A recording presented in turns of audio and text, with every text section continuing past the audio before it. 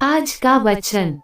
पहला पाठ निर्गमन ग्रंथ अध्याय 3 पद संख्या 13 से 20। मूसा ने झाड़ी में से प्रभु की वाणी सुनकर उससे कहा, जब मैं इस्राएलियों के पास पहुंचकर उनसे यह कहूँगा, तुम्हारे पूर्वजों के ईश्वर ने मुझे तुम्हारे पास भेजा है, और वे मुझसे पूछेंगे कि उसका नाम क्या है, तो मैं उन्हें क्या उत्तर दूंगा। ईश्वर ने मूसा से कहा, मेरा नाम सत है। उसने फिर कहा, तुम इस्राएलियों को यह उत्तर दोगे, जिसका नाम सत है, उसी ने मुझे भेजा, प्रभु तुम्हारे पूर्वजों है। इसके बाद ईश्वर ने मूसा से कहा, तुम इस्राएलियों से यह कहोगे कि ईश्वर इब्राहिम, इसहाक तथा याकूब के ईश्वर ने मुझे तुम लोगों के पास भेजा है। ये सदा के लिए मेरा नाम रहेगा, और यही नाम लेकर सब पीढ़ियां मुझसे प्रार्थना करेंगी। अब जाकर इस्राएल के नेताओं को एकत्र करो और उनसे यह कहो, प्रभु तुम्हारे पूर्वजों का ईश्वर इब्राहिम, इसहाक और याकूब का ईश्वर मुझे फिर दिखाई दिया, और उसने मुझसे कहा, मैंने तुम लोगों की सुध ली है, और मैं जानता हूँ कि मिस्र देश में तुम पर क्या बीत रही है।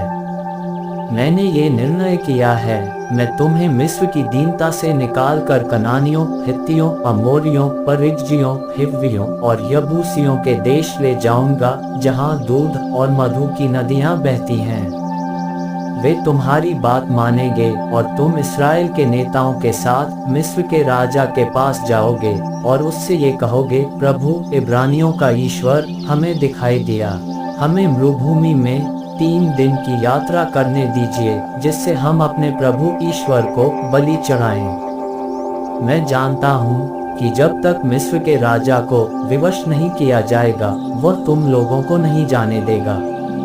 इसलिए मैं अपना भुजबल प्रदर्शित करूँगा और विविध चमत्कार दिखाकर मिस्रियों को संतप्त करूँगा। इसके बाद वह तुम लोगों को जाने देगा।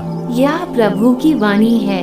सुसमाचार संत मत्ती अध्याय 11 पद संख्या 28 से 30। थके मांदे और बोझ से दबे हुए लोगों, तुम सभी मेरे पास आओ, मैं तुम्हें विश्राम दूंगा।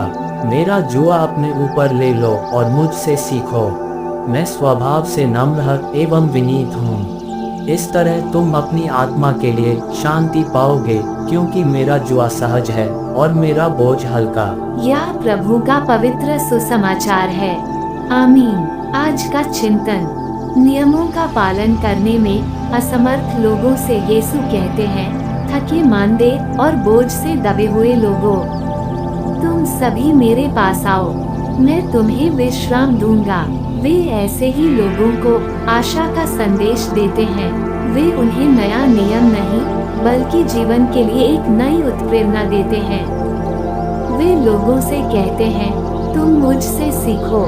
यदि हम दूसरों से सीखना चाहते हैं, तो हमें उनके साथ समय बिताने की आवश्यकता है। जब वे कहते आओ, वे वास्तव में अपनी ओर हमें नियंत्रित करते हैं, ताकि हम उनसे मित्रता कर सके। उनके साथ रहने पर ही हम उस जीवन को जी सकते हैं जिसकी कामना हमसे की जाती है।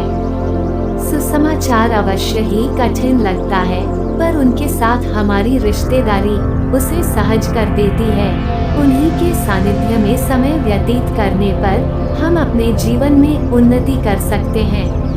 आमीन।